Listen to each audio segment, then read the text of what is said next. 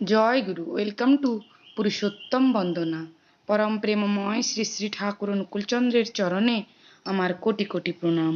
জগজ্জননী শ্রী শ্রী বড়মার চরণে আমার কোটি কোটি প্রণাম। আজকে ঠাকুরের বলা এই কথাগুলি শুনলে বুঝতে পারবেন ঠাকুর আমাদের কতটাই না ভালোবাসেন, এবং আমরা ঠাকুরের কথা না শুনে নিজেরাও কষ্ট পাচ্ছি, ঠাকুরকেও কষ্ট দিচ্ছি। শ্রী শ্রী ঠাকুর প্রভাতে নিভৃত নিবাসে বিছানায় বসে আছেন। তার আগের দিন রাত্রিবেলা মালদহের এক দাদার গুরুতর অসুস্থতার সংবাদ জানিয়ে একখানা চিঠি এসেছে। সেই থেকে শ্রী ঠাকুর ডাক্তারি বই ঘেঁটেই চলেছেন। কেষ্টদা, বীরেনদা, হরিপদদা, প্যারিদা, কালিদা প্রভৃতির সঙ্গে মাঝে মাঝে আলাপ আলোচনা করছেন। শ্রী ঠাকুরকে অতটা উদ্বিগ্ন দেখে প্রফুল্লদা জিজ্ঞেস করছেন, অসুখ বিসুখ সম্বন্ধে কত চিঠিই তো আসে, সব ক্ষেত্রে তো আপনাকে এতখানি উদ্বিগ্ন ও ব্যস্ত হতে দেখি না, ক্ষেত্র বিশেষে আপনার বিশেষ এত উদ্বেগের কারণ কি?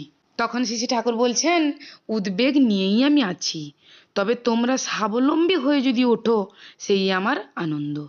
সেই জন্য অনেক সময় কাউকে কাউকে নাকানি চোবানি খেতে দেখেও রাগ করি না, আবার সাহায্য করলেও সামনাসামনি করি না, করি পরোক্ষভাবে, যাতে সে হাল ছেড়ে না দেয়। মানুষের এমনি দোষ, তারা যেন নাবালক ও পঙ্গু হয়ে থাকতেই ভালোবাসে। আমার একটু সাহায্য পেলেই গা ঢিলে মারে। সেই সাহায্যের উপর দাঁড়িয়ে যে আরও চেষ্টা করে কৃতি হবে, তার হয় না। তাই আমি নজর রাখি সবার ওপর, কিন্তু সব সময় কাউকে হাত বাড়িয়ে দিই না। তবে যখনই দেখি কেউ হুমড়ি খেয়ে পড়তে যাচ্ছে, তখন আর স্থির থাকতে পারি না। আমার রকমটা কীরকম জানো? ধরো একজনকে সাঁতার শেখাচ্ছ তুমি, কেবলই যদি তাকে তুমি ধরে থাকো তাহলে কিন্তু সে আর সাঁতার শিখতে পারবে না, মাঝে মাঝে তাকে ছেড়ে দেওয়া লাগবে। সেই অবস্থায় সে হয়তো একটু আধটু জল খাবে, কিন্তু এমনি করেই সে সাঁতার শিখবে। আর যদি দেখো ছেড়ে দেওয়ার ফলে সে ডুবে যাচ্ছে, তখন তাকে ধরা ছাড়া আর উপায় কি? এই যে বলছি, এই হলো বুদ্ধি করা কথা। শ্রী ঠাকুর বলছেন, আমার মন চায় না যে তোমাদের কারুর গায়ে একটু কাঁটার আঁচড়ও লাগে।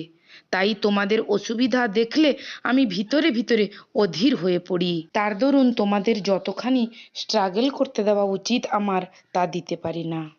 এইখানেই আমার স্নেহ দৌর্বল্য। আমি সব সময় ভাবি যত কষ্ট আমার উপর দিয়ে যাক, আর সবাই সুখে থাক। জীবন বড় প্রিয় এবং তা সবার কাছেই। এই জীবন দীর্ঘতর হোক, সুখকর হোক সবার, সেইটাই আমার সত্তার ক্ষুধা। তাই ক্ষুধিতের মতো হন্যে হয়ে ছুটি মানুষের পাছে। আমি জানি কেউ ব্যর্থ বা ব্যথিত হলে সে বেদনা আমাকেই সইতে হবে। তাই নিজের স্বার্থে নিজের গরজেই যতটুকু পারি করি। কারোর জন্য প্রাণপণ করলেও আমার মনে হয় না যে যা করার সবটুকু করেছি। সব সময় ভাবি করতে বাকি থাকলো কোনটুকু। আমার অন্তরের ছবিখানা যদি কেউ দেখতে পেত, তাহলে সে বুঝতে পারত ভালোবাসার কি জ্বালা, ভালোবাসার কি দায়। তবে আমি তোমাদের লাখ ভালোবাসি না কেন, সেটা তোমাদের সম্পদ নয়, কিন্তু তোমাদের তরফের ভালোবাসাই কিন্তু তোমাদের মূলধন। ওইটুকু খাটিয়েই তোমরা তরে যেতে পারো, তরিয়ে দিতে পারো মানুষকে।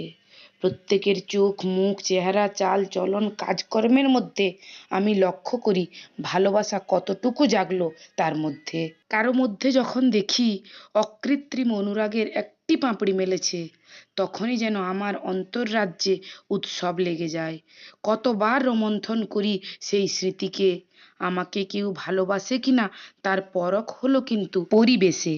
পরিবেশের সঙ্গে ইষ্টানুগ সঙ্গতি নেই। পরিবেশের জন্য শতদায়িত্বে দরদের সঙ্গে ভাবা নেই, করা নেই, অথচ আমাকে ভালোবাসে, এমনটা হতে পারে না। মানুষের উপাস্য হলেন পুরুষোত্তম। পুরুষোত্তমের পূজারী যখন হয় মানুষ, তখন থেকেই সে হয় পূরণব্রতী, সেবাব্রতী। তখনই সে পুরুষ নামের যোগ্য হয়। ভগবান অসহায় করেননি কাউকেও। সব অবস্থায় মানুষের জন্য পথ করে রেখেছেন। যারা কপট, নিষ্ঠাহীন, দোদল বান্দা, তাদেরই মুশকিল সবচাইতে বেশি। কারোর জন্য আমার করার প্রাণ শীর্ণ নয়, কিন্তু যে যেমন সাড়া দেয় প্রাপ্তিও ঘটে তার তেমনতর। অনেকে লেখে বলে ভাষার কত চাকচিক্য, কিন্তু তাদের মুখে যা বলে চোখে তা কয় না। আবার কতজনে আছে ন্যাংলা, গুছিয়ে কথা বলতে পারে না, কিন্তু সর্ব অঙ্গের ভাষা দিয়ে প্রাণে দাগ দিয়ে যায়। তখন একজন দাদা শ্রী ঠাকুরকে জিজ্ঞেস করলেন, ঠাকুর, আমরা বিপদে আপদে পড়ে আপনাকে যখন আকুল ভাবে ডাকি, তখন কি আপনি আমাদের ডাক শুনতে পান? তখন শ্রী ঠাকুর স্মিত হেসে বলছেন, তোমাদের অন্তরের ঠাকুর যখন শুনতে পান, তখনই আমার শোনার সামিল হয়।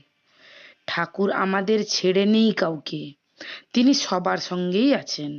ফল কথা, কেবল তিনিই আছেন বহু রূপে, বহুভাবে।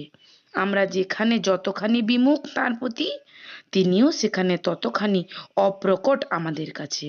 জানতে অজান্তে তার সঙ্গেই ঘর করছি আমরা, তার দেওয়া যা কিছু সবই চাই আমরা, কিন্তু এমনই অকৃতজ্ঞ যে তাকেই চাই না। তবু তিনি বিমুখ হন না আমাদের প্রতি, প্রতীক্ষায় কাল গুনেন কবে চাইবে তাকে। যেদিন সত্যিকারে তাকে চাই, সেদিন সব জুড়ে, সব ভরে, সব শূন্যতার আকাশে ব্যপ্ত হয়ে তিনিই ধরা দেন আমাদের কাছে। ঠাকুর আমাদের কি যে সে ঠাকুর? তাই শ্রী ঠাকুর বলছেন, ঈশ্বর তোরে বাসেন ভালো, স্বার্থ তাতে কি, তুই ভালো না বাসলে তারে, সবই ছাইয়ে ঘি। ঈশ্বর আমাদের ভালোবাসেন, একমাত্র তার ভালোবাসাটাই নিঃস্বার্থ ভালোবাসা। কিন্তু আমরা যদি তাকে ভালো না বাসি, তাহলে কিন্তু কিছুই হবে না। তাই আমরা তাকে যতটা ভালোবাসবো, যত আপন করে নেব, তার দয়া আমরা তত বেশি করে আরো আরো করে অনুভব করতে পারবো। চলুন আজ এই পর্যন্ত। পরম দয়ালের রাঙারাতুল চরণে আমার কোটি কোটি প্রণাম। জগৎ জননী শ্রী শ্রী বড়মার চরণে আমার কোটি কোটি প্রণাম। সকল দাদা ও মায়েদের আমার জয়গুরু। বন্দে পুরুষোত্তমম।